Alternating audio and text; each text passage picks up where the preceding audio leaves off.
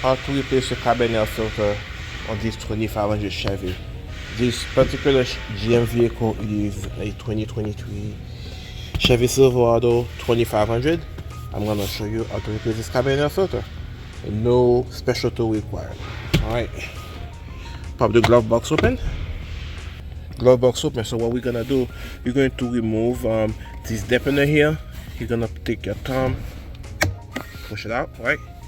And we're going to cave in the two sides of the cabinet, the glove box.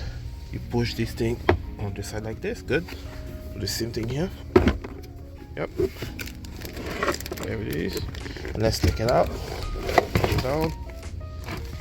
And here is the cabinet filter. You're going to, there's a clip here. You disengage it, right? And you slide it to the left. Here is your cabinet filter. That's the old one. Here is what it should look like when new.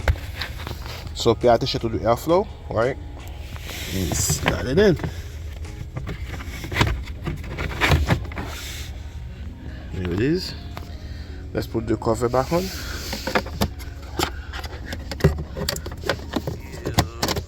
And first, and you slide it. There you go, perfect. That's how you do it, guys. We'll put our glove box back in. There it is. And you install your dampener.